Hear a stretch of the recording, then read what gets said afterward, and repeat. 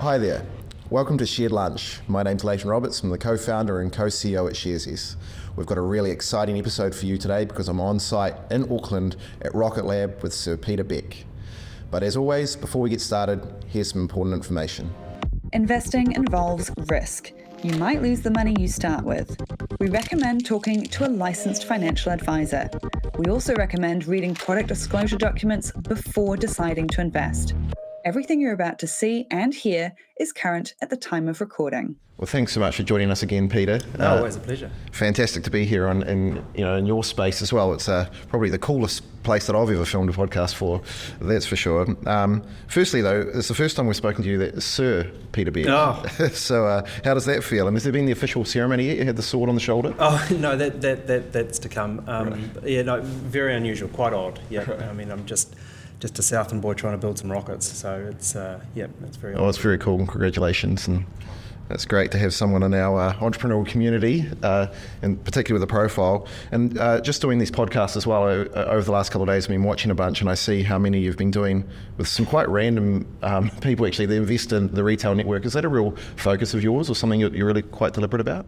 Well, I mean, so we have a wide investor base, and we have a reasonable sized retail base as well. So we do a lot of interviews with analysts and your normal kind of Wall Street folks. But I think it's important to talk to all investors. Yeah, fantastic.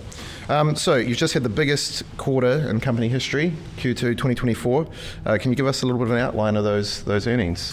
Yeah, so I mean, I'll convert it on the fly to New Zealand dollars, being a US entity, but so about 170 million New Zealand dollar quarter, which, as you point out, is our biggest quarter, to date, and that represents, on a year to date kind of basis, a 71% year over year increase in revenue, which we're very happy about, and about a 15% increase quarter on quarter. So really good solid earnings, and great to tick over the 100 million USD mark per quarter. Yeah, fantastic. Some really big numbers there. What's driving that year-on-year growth primarily? It's across all sectors. So it's not just launch is standout or space systems is standout. It's everything really.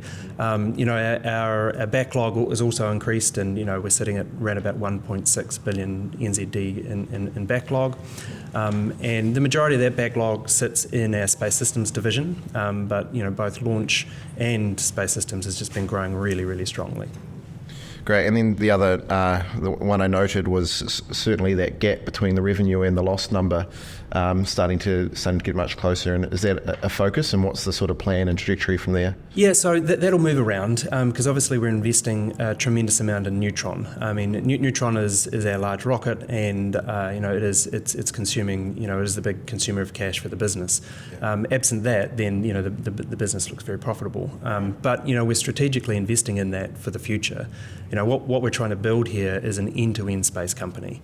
And what that really means is like customers can come to us or governments can come to us, and we just provide the entire solution. Yeah, nice. Well, that sort of brings me nicely into the question, because the earnings report did focus a bit on that. And interested in how that looks, like particularly the data and services and stuff, and how imminent, I suppose, in that strategy is for Rocket Lab to be moving into that. Yeah, I think if you look at all of the large space companies of the future, they're not going to look like a launch company. They're not going to look like a satellite company. They're going to look like an infrastructure company. Right. And we're accelerating as fast as we can to get to that point. And really, the last piece in that puzzle for us is Neutron. Having a multi-ton capability to lift to orbit is really the only piece of the puzzle that's missing. Yeah, nice. And multi-ton. How many tons are we talking that's going to be able to? 13. 13. Yeah. Right. And it's always good to put that in context. Electron, our current rocket, lifts 320 kgs. So, you're lifting 13,000 kgs. And I'm looking at those out behind us, and they're still very big. Oh, you should see Neutron. It's huge. Yeah. It's absolutely huge. And in fact, we just announced today and put out some details of our large automated fibre placement machine, which is a technical way of saying like the world's biggest carbon composite 3D printer. Yeah. It is a massive machine, 75-ton machine that makes the tanks. Yeah. Incredible. And that you mentioned is the going to be the competitor for the Falcon, the the SpaceX? Yeah. So I mean, there is kind of unashamedly a kind of monopoly in medium launch right now, and our friends over at SpaceX have done very well with the Falcon 9, but there does need to be some balance restored in that market with a competitor. So that's the intention with Neutron. Yeah, great. So, I mean, where are we at with Neutron then? It was, I think, originally targeted for the end of this year, now into 2025.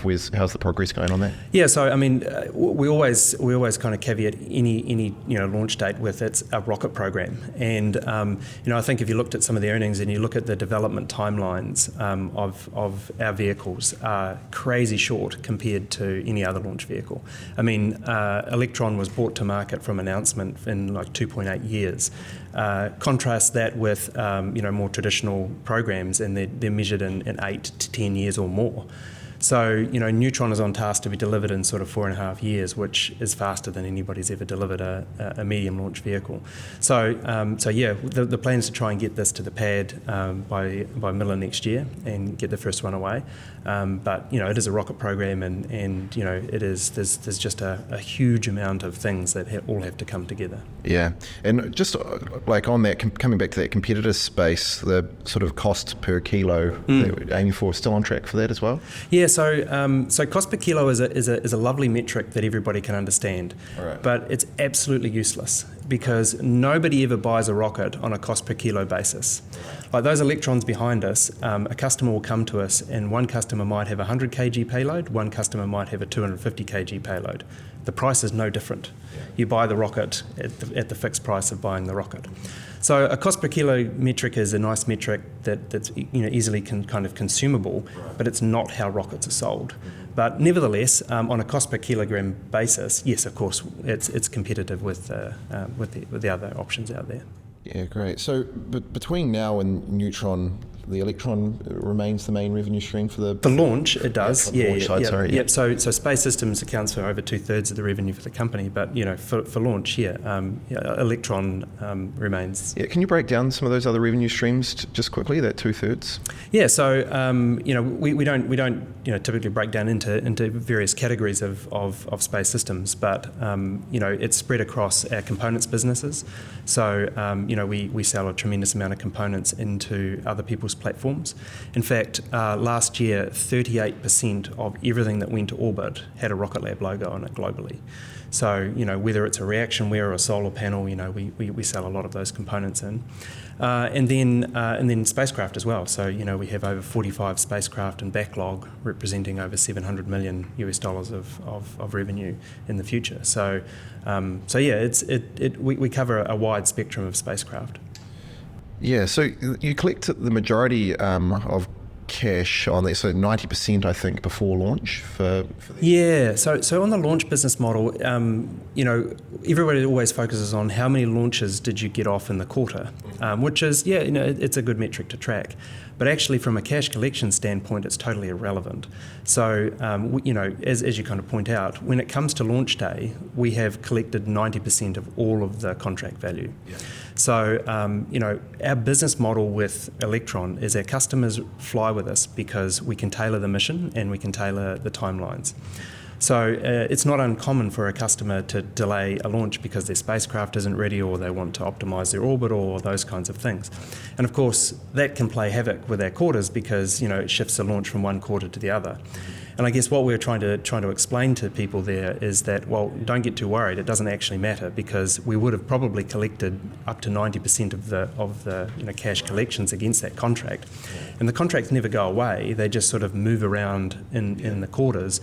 And that's actually our value proposition. That's why people come fly with us. So on one side of the equation, we don't want to be penalised by the street for moving a thing between quarters because that's actually their business model. Yeah, and I mean, what happens if something goes wrong with a launch? You've already collected 90%. What's the risk there? That is the way launch contracts are written. Right. So, once we intentionally ignite the engines, that is 100% of the contract complete. Generally, right. Occasionally there's some kind of extra things on the contract, but that's the vast majority of all launch contracts.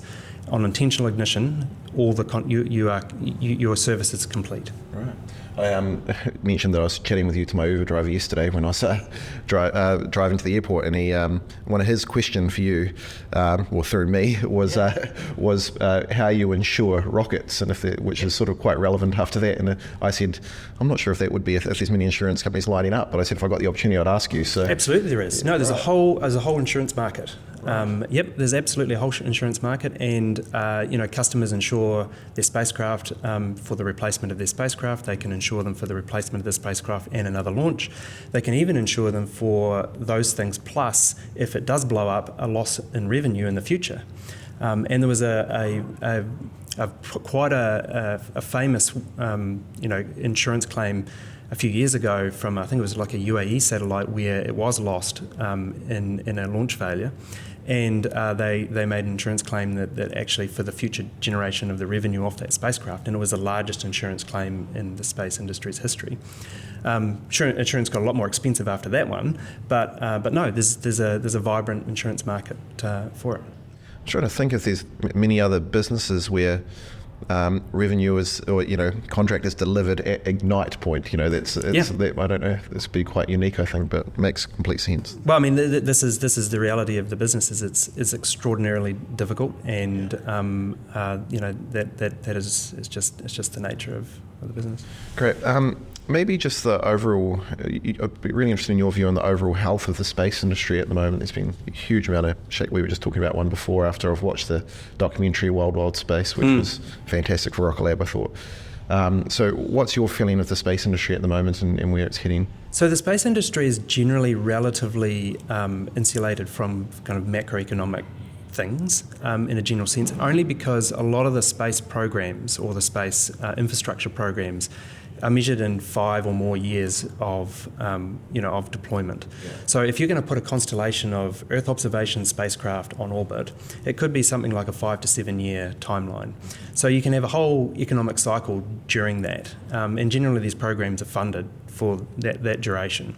So in some respects on the large programs, they're relatively insulated from any kind of major environmental or economic and things. And sometimes some really perverse things happened.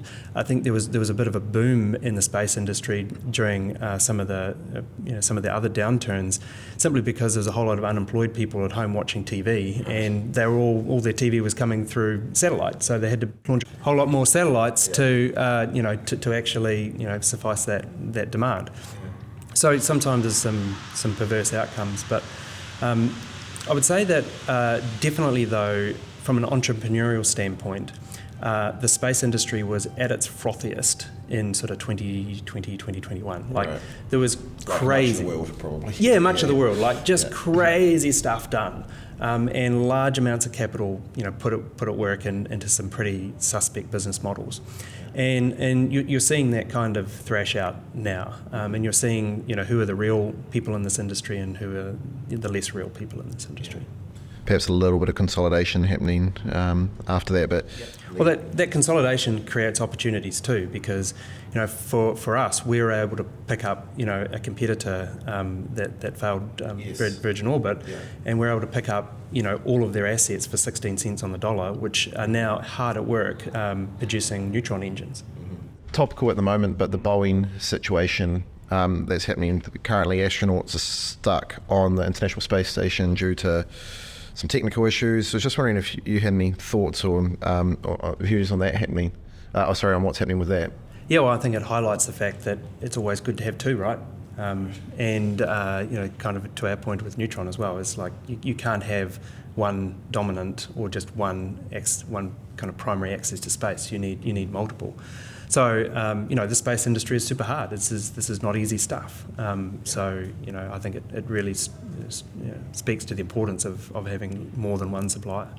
You recently built 2 spacecraft heading to Mars, the Blue and Gold. Is there any more developments in that space? Yeah, so they're actually shipping as we speak to head to Cape Canaveral to be launched. So super exciting mission. It's not very often you get to work on a planetary mission, and it's just super cool for the team. And I would say that the unique thing about that though is that typically, if you look at the logos that are orbiting Mars right now, They're all the logos that you would expect from the very large defence and space primes.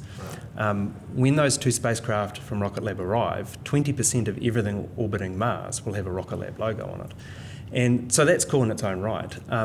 But the thing is that generally those programs have a $1 billion price tag attached to it, and a decade of time attached to it. I mean, we built 2 spacecraft in 3.5 years for tens of millions of dollars. So, I mean, that to me is a bigger accomplishment than actually even going to Mars. And why that's important is that is incredibly disruptive to the space industry, incredibly disruptive to interplanetary science. But I think people are looking at that and thinking, well, if you can go to Mars for some tens of millions of dollars, then that totally changes the paradigm of interplanetary research and interplanetary work. Like how long's the journey there? Yeah, no, it's a multi-year mission. So the journey to get to Mars is quite long. I mean, there's a transit window to Mars that happens every couple of years. So that ends in sort of the end of September or thereabouts. And then they spend in a long time in a cruise state.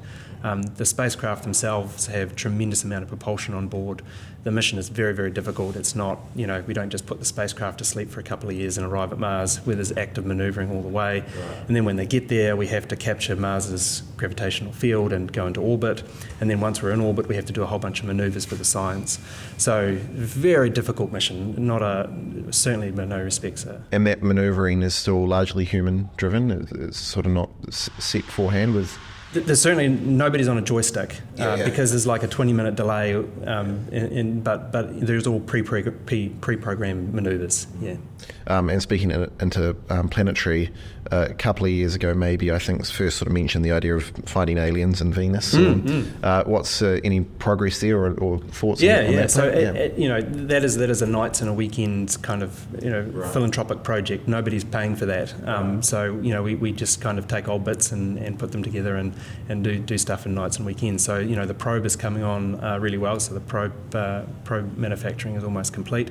The instrument manufacturing is complete, and we're just waiting for the right time to get that away. We're too busy with real work right now. Yeah, that's what a cool sideline project, Venus. A bit closer to home, there's been some speculation I've been reading about on the internet that SpaceX might end up with a spot in Australia. I don't know how true that is, but if that were to happen, does it impact Rocket Lab in any way? Or no, I mean they're going to need spots all around the world, because with the fully reusable orbital kind of concept is you're in orbit and the Earth is processing underneath you, so you can't just take off and land back where you started, because the Earth's processed and you're in a different spot now. So they're going to have to land in different countries, and then once you land in Australia, you have to then ship the vehicle back to the United States and all the rest of it. And I guess some of that is what drove us. When if you look at the architecture of Neutron, there's kind of 2 schools here, right? Like fully reusable or like largely reusable. If you look at a rocket, the first stage represents 70% of all of the cost of the rocket, traditionally. Now, if you can make that 70% 80 or 90%, then the kind of expendable upper stage equation from a business standpoint makes great sense. And that's what we've really focused on. If you look at the upper stage of Neutron, it's a giant carbon composite tank, but it's wafer thin. I mean, that whole tank, it's 5 meters in diameter, 5 meters tall, weighs the same as a Harley-Davidson motorcycle. So if it doesn't weigh much, you're not using much material and it doesn't cost much. So if you look at the architecture of Neutron, it is, it's a giantly outsized first stage for a tiny little second stage. But the first stage is the bit that we keep back and we keep reusing again and again.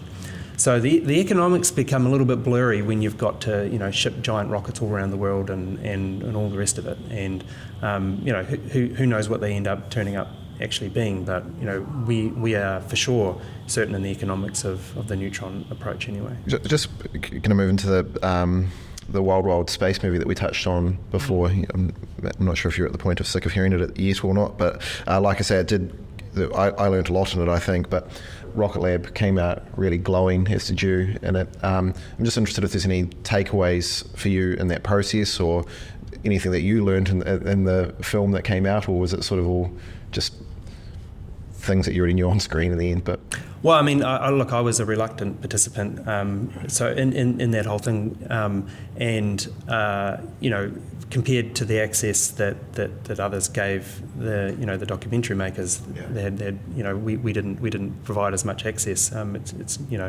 wasn't as critical for us as perhaps others, but I think what you see on the documentary is what it is. I mean.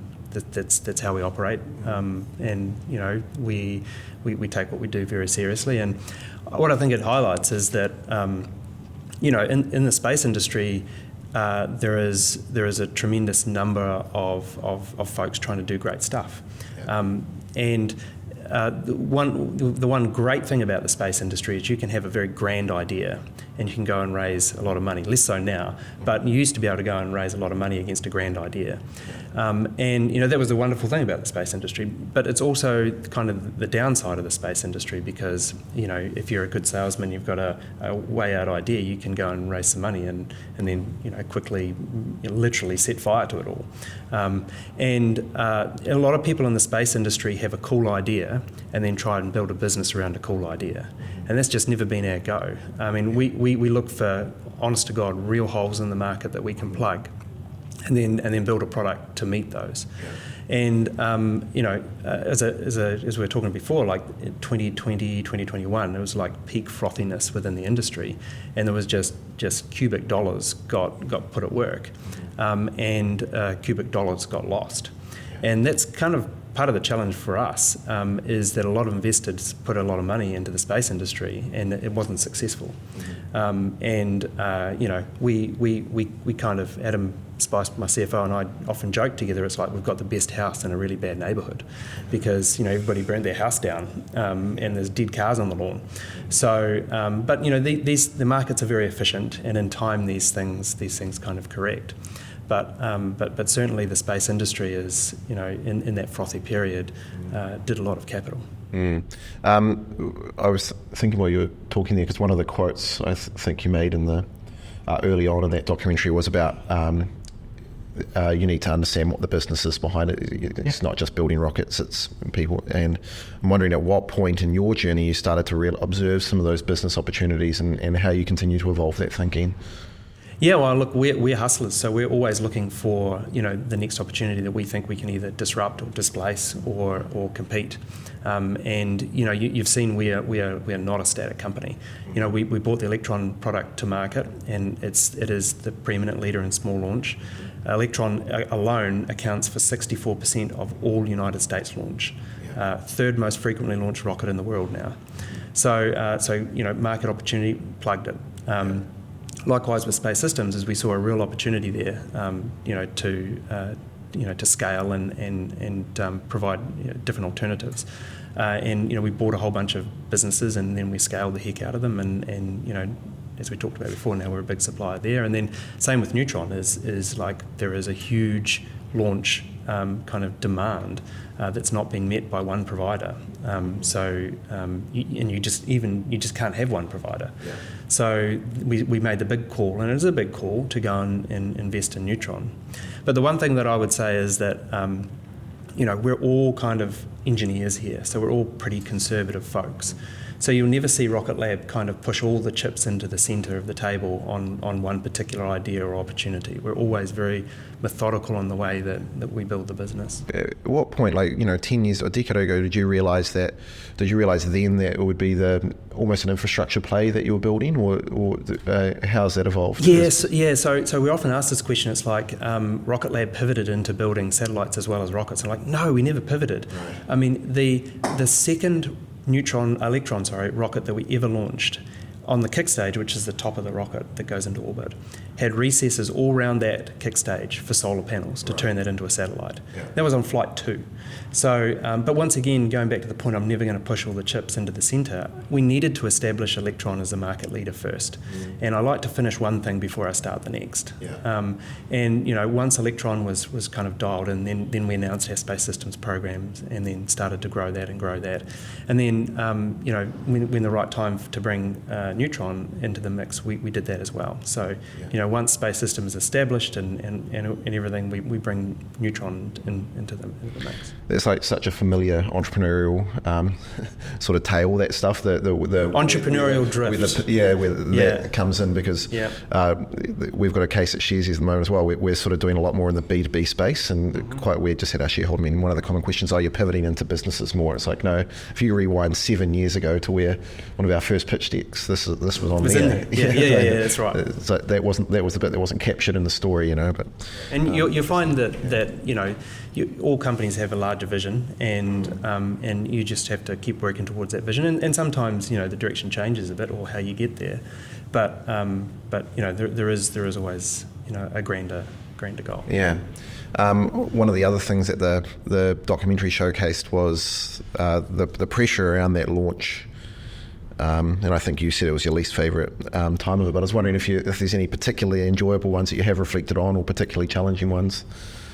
Yeah, I mean, for me personally, one of the most satisfying ones was our first flight for NASA, because before I started Rocket Lab, my plan at school was always to go and work for NASA. That was the goal, right? And I quickly found out that a foreign national with no university degree is very challenging to go and work for NASA. So not to be outdone with that, is the easiest solution was just to go and start Rocket Lab, and launching, I think it was Flight 4, launching.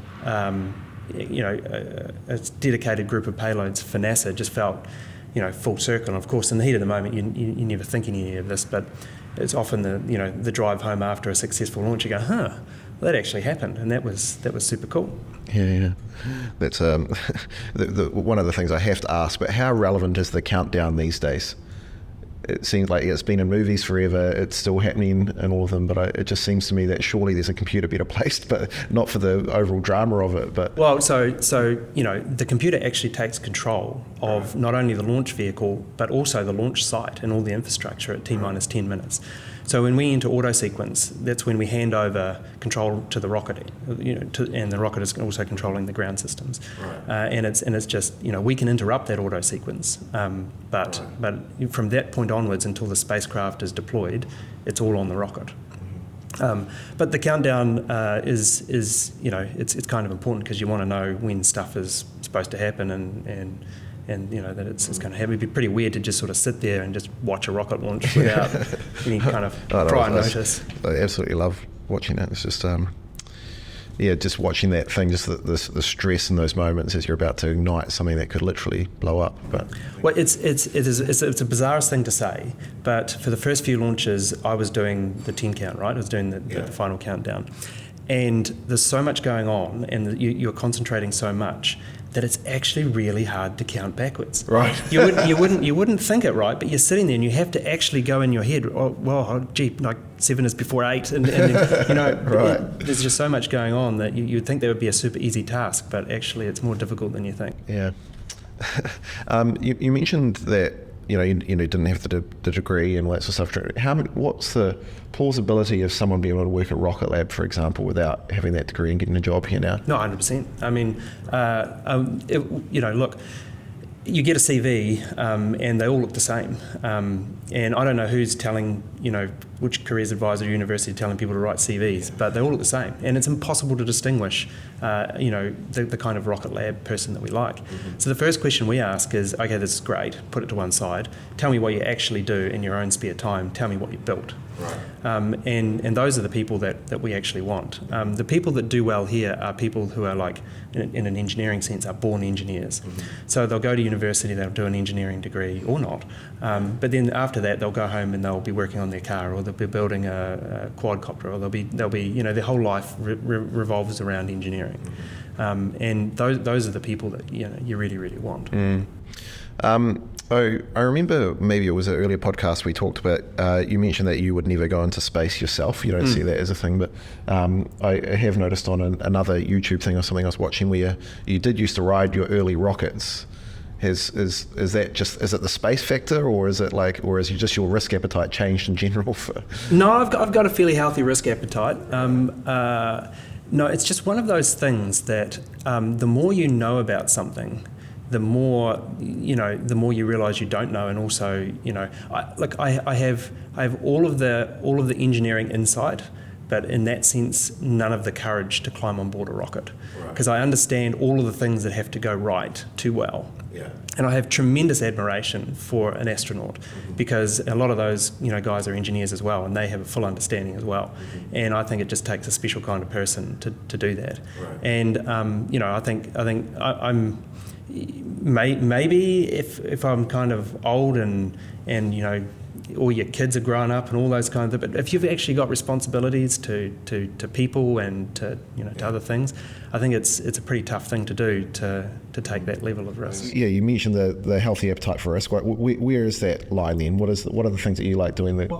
So I think I'm paid to take relatively large amount of risk and then mitigate it to an extreme level such that it doesn't occur. That is basically the definition of a rocket CEO. Happy to take risk, but you can't take risk unless you fully understand all the consequences and how you mitigate them. So and I think there's a big difference between perceived risk and actual risk. You brought up the rocket bike, right? So if someone standing on the outside putting a leg either side of a rocket bike probably looks very, very risky. But the actual risk of that is, the particular engine on that was incredibly robust. The chances of that thing, detonating were almost zero. Right. And the stability of the vehicle was really, really solid, and they had heaps of safety gear on and all the rest of it. So worst case scenario, probably skid along the ground. Yeah. No big deal. So the difference there is yes, there is actual risk if you didn't mitigate it through kind of making things safe, and there's a lot of perceived risk that isn't actually even there. Just maybe outside of Rocket Lab, I know you do invest in a few companies. What are the things that you're normally looking for when you're selecting companies?